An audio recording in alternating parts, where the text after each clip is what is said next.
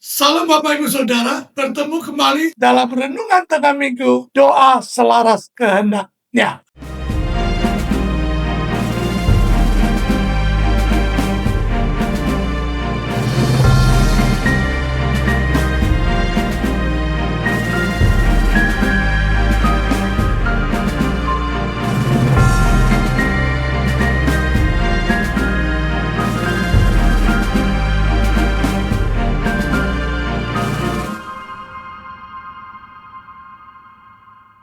Ada satu kali seorang pria yang tinggal jauh di pedesaan membeli pakaian dengan cara memesan lewat katalog. Selanjutnya ia tinggal menunggu pesanannya dikirim. Pada bagian bawah formulir pemesanan, ia membaca pernyataan seperti ini. Jika kami tidak memiliki persediaan barang yang Anda pesan, bolehkah kami menggantikan dengan barang lain? Saat pertama ia ya, sebagai jawaban pertanyaan itu, mereka mengiriminya sesuatu yang nilainya 2 kali lipat dari harga barang yang ia minta. Perusahaan itu menjelaskan, kami minta maaf, tidak memiliki persediaan barang yang Anda pesan. Untuk itu, sebagai gantinya, kami mengirimkan sesuatu yang lebih baik dengan harga yang lebih mahal. Sejak itu, pria tersebut selalu menulis besar-besar kata "ya"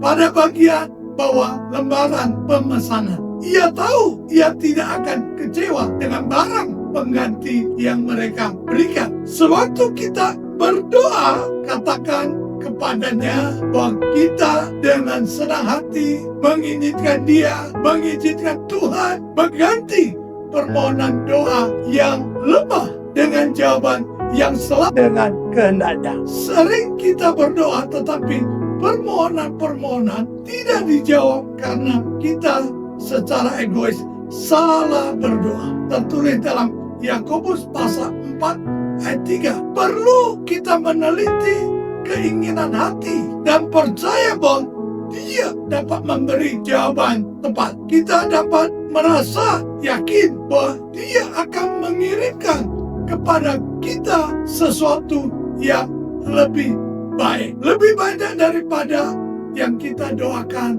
atau pikirkan. Tertulis dalam Efesus pasal 3 ayat 20. Dan ketika kita berdoa bagi orang lain, berarti kita telah menjadi rekan sekerja Allah dalam karya penyelamatan, penyembuhan, penghiburan, dan keadilannya. Allah memang dapat mengerjakan semuanya tanpa bantuan kita. Tetapi dalam rencananya, Dia memberikan hak istimewa kepada kita agar dapat ikut terlibat dalam karyanya melalui doa. Ketika kita mendoakan cucu yang berada dalam keadaan kesulitan, seorang ibu yang menjalani operasi, seorang yang membutuhkan Kristus atau pendeta yang butuh dikuatkan, berarti kita memohon Allah memberikan apa yang mereka butuhkan, yang tidak dapat kita berikan. Kita bertindak sebagai perantara, memohon Allah mengarahkan kuasanya kepada mereka. Dalam buku yang berjudul Prayer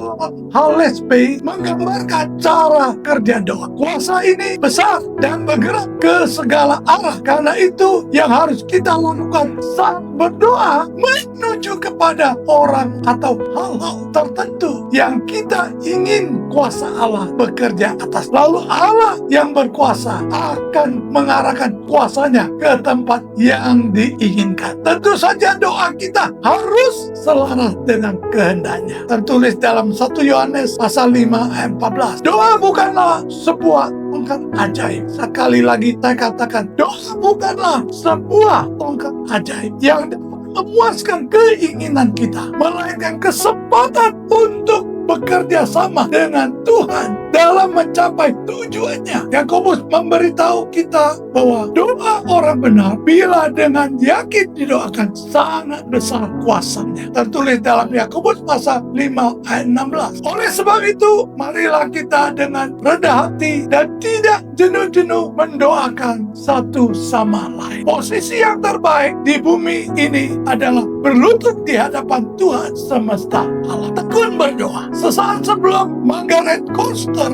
meninggal, artikel tentang dirinya ditulis sebagai berikut yang menceritakan tentang ketekunannya dalam berdoa. Tanpa memandang usianya, ia memberi teladan kesetiaan berdoa, melewati waktu berjam-jam tiap hari. Kini ia telah menuai upah atas kesetiaannya itu. Namun ada kisah lain tentang Margaret yang perlu diceritakan, yakni tentang betapa seriusnya ia menjalani kehidupan doanya. Ketika masih muda, Margaret berdoa setiap hari untuk utusan-utusan Injil yang ia kenal. Ia juga menyimpan catatan daftar doanya lengkap beserta jawabannya. Suatu kali ketika seorang dari utusan Injil yang dia doakan pulang dari pelayanan luar negeri, Margaret menghampirinya sambil menunjukkan daftar dan berkata, "Saya sudah mencatat setiap doa permohonan yang Anda buat sebagai utusan Injil, dan saya juga sudah mencatat jawaban yang saya tahu.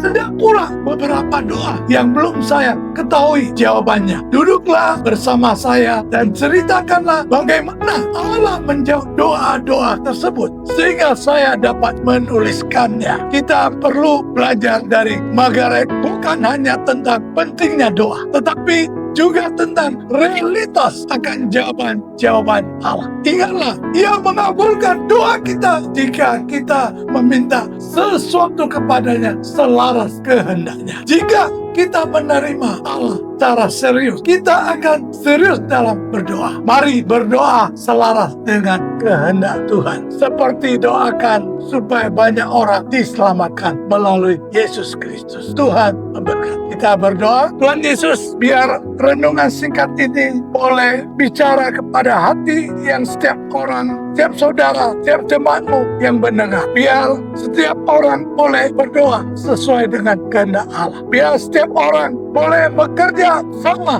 dalam karya penyelamatan, kesembuhan, kekuatan, dan penghiburan. Dan kami boleh belajar seperti Margaret, tetap tekun berdoa. Dengan berdoa yang sesuai dengan kehendak Tuhan, maka kami akan melihat jawaban-jawaban yang dahsyat dan luar biasa. Terima kasih Tuhan, biar setiap kami yang bergumul dalam masalah, bergumul dalam situasi di tempat kerja, bergumul di keluarga, bergumul tentang keuangan, boleh senantiasa berdoa sesuai dengan kehendak Tuhan, selaras dengan kehendak Tuhan, sehingga kami boleh memperoleh jawaban yang dari Tuhan, sehingga kami memperoleh damai dari Tuhan, sukacita dari Tuhan, dan kemenangan-kemenangan terus dari Tuhan. Di dalam nama Tuhan Yesus Kristus. Haleluya. Amin.